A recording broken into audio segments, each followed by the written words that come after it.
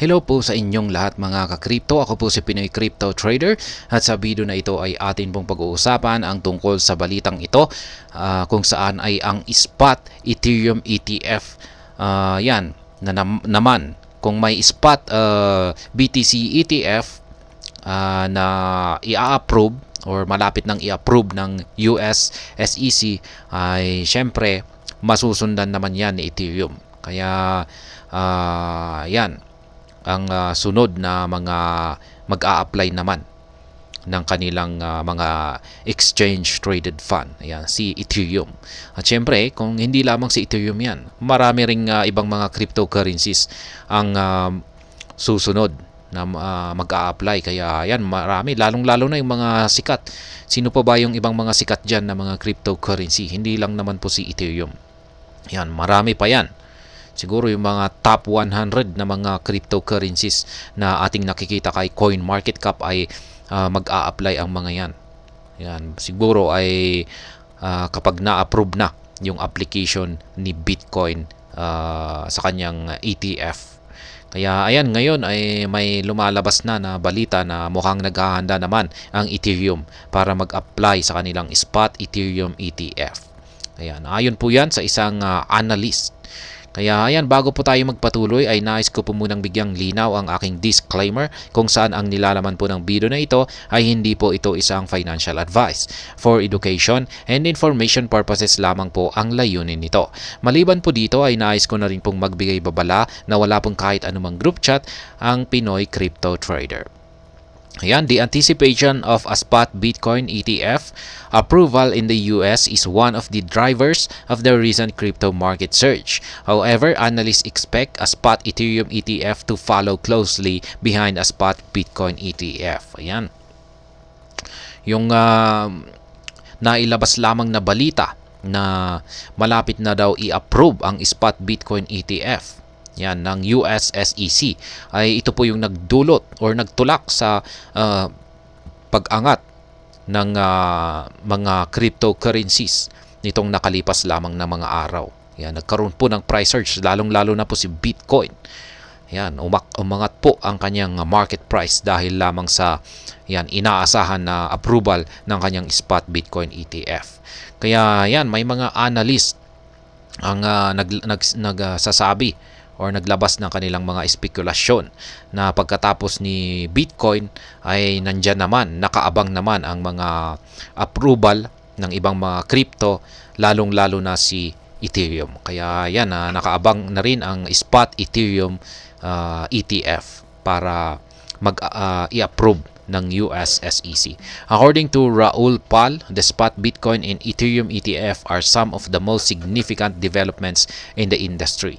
The macroeconomy experts anticipates the spot BTC and ETF to behave like a halving event. The expert does not expect a price surge instantly but in a gradual manner. Ayan ang sinabi po ni Raul Pal.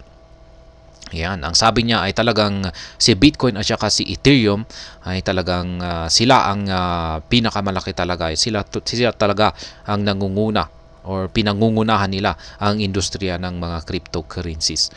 Kaya yan, yung approval ng dalawang malalaking crypto giants na ito ay parang ang katumbas daw po nito ay parang mga halving event.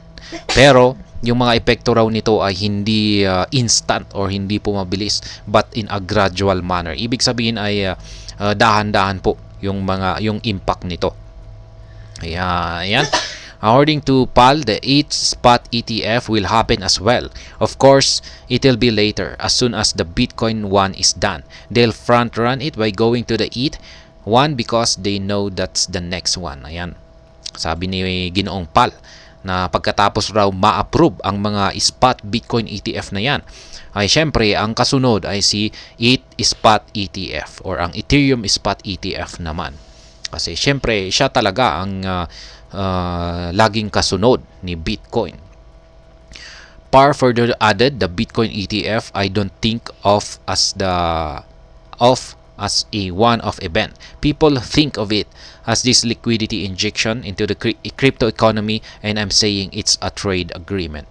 Yan, will a spot Bitcoin and ETF boost the crypto market? Siyempre naman, yan yung katanungan ng karamihan. Yan, kung talaga nga bang magkakaroon ng or lalago nga ba talaga ang buong crypto market kapag na-approve ang ang spot Bitcoin at ang spot Ethereum ETF. At syempre, masasabi natin, oo naman, syempre naman.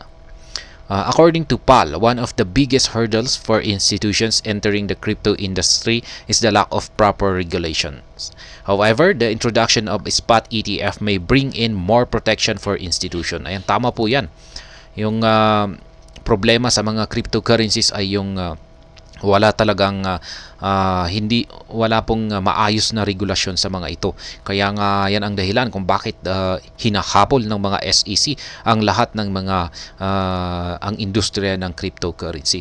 Pero sa pamamagitan ng spot ETF na ito, ay ito po ang siyang magdadala or magbibigay ng protection sa mga institution na ito, mga crypto institution, para hindi na tantanan na ng mga SEC ang paghahabol sa mga crypto.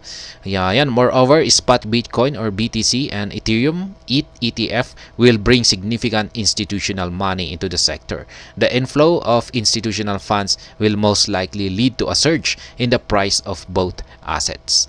Yan nga yung sinabi ko kanina na talagang syempre nakakasiguro tayo na yung approval ng mga spot Bitcoin ETF at saka Ethereum ETF ay talagang magdudulot ito ng surge, yan, price surge sa mga sa dalawang asset na ito.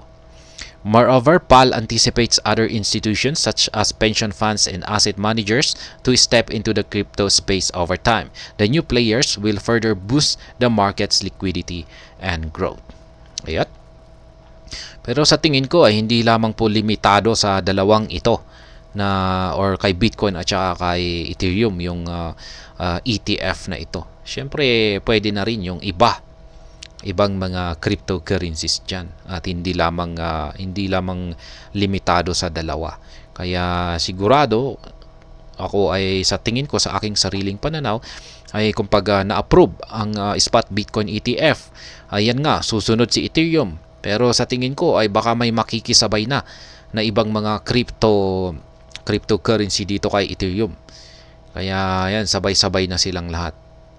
Yan po siguro ang aking nakikita na pwedeng mangyari rito. Kaya talagang ang magiging impact ng mga ETF na ito sa mga cryptocurrencies ay talagang malaki. Gaya nga ng sinabi ni Ginoong Pal ay parang halving na rin. Ayan, parang halving na rin ang epekto nito. Kaya talagang malaki talaga ang aakyatin ng presyo ng halos lahat ng cryptocurrencies. Yan, ang buong crypto market. At ayan, hanggang dito na lamang po tayo sa video na ito. Sana po ay inyong nagustuhan ang aking paliwanag dito. Kung inyo po itong nagustuhan ay pakiclick lamang po ang like button nito. Para naman po sa mga bago lamang dito, kayo po ay aking inaanyayahan para mag-subscribe. Pakiclick na rin po ang bell icon nito dahil ito po ang siya magsisilbing notification nito sa mga bago kong videos na akin pong ina-upload sa aking YouTube channel na ito. Marami pong salamat sa panonood. Ingat po tayo lagi at God bless po sa ating lahat.